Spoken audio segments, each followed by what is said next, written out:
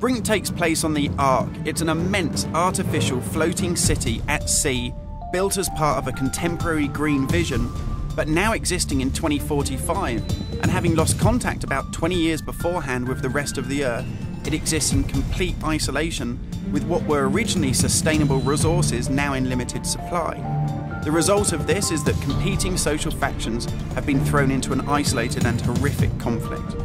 We're heading to the Ark's airport.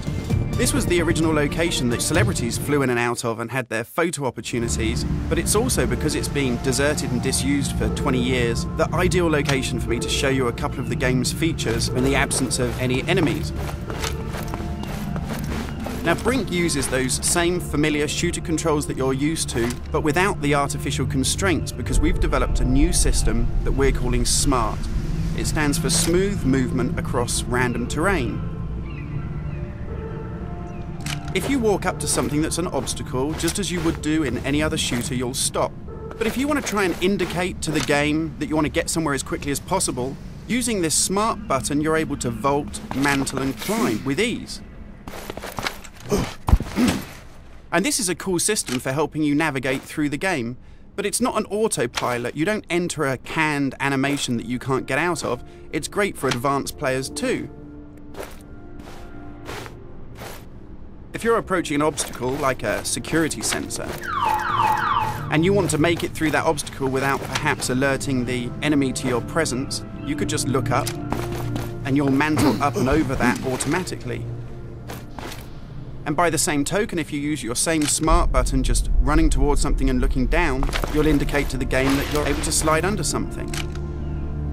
And this is really important because in Brink, we want you to be able to make tactical decisions about where you go and how you play. It's not a rail shooter where you're on a kind of minecart witnessing canned cinematics. And that's important too, because in Brink, irrespective of whether you play offline or online, you can create a cool identity for yourself that really reflects how you want to play the game. So in Brink, you take on a combat role that suits your preferred playing style, whether you're on the front line attacking the enemy or perhaps at the rear doing support. You'll take part in military objectives as part of a coordinated squad.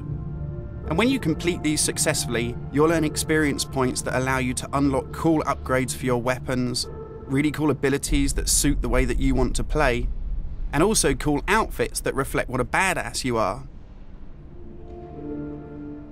And you can do this irrespective of whether you play offline in traditional single-player style mode with no internet connection, or play cooperatively with up to 7 friends, or go online and play fully where the entire game is full of strangers.